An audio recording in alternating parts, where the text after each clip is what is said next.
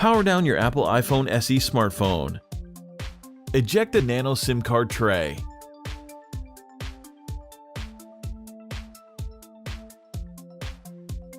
Remove the two bottom 3.4mm pentalobe screws located next to the lightning connector.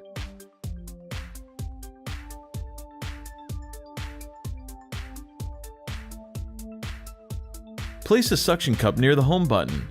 While applying firm, constant force, use the plastic triangle opening tool to work around the display assembly and separate from the iPhone SE rear case.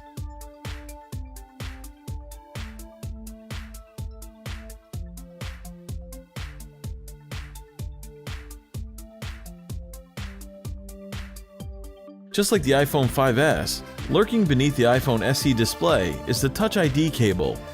Do not pull the display up too far without first removing the bracket and disconnecting the cable. The display assembly is still connected to the iPhone by several cables, so don't try to remove it entirely just yet. Remove the following 4 Phillips screws securing the metal bracket to the motherboard. These screws are different sizes, so be sure to remember where they go.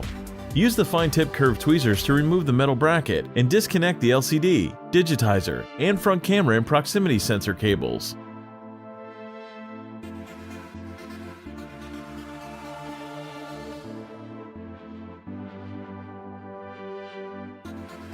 Remove the following 2 Phillips screws and then the metal bracket.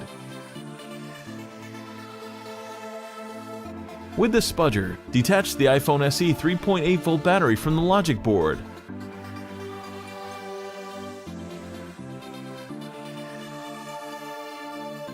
With the spudger, detach the rear-facing camera from the iPhone SE logic board. The 12-megapixel iPhone SE rear-facing camera can now be removed.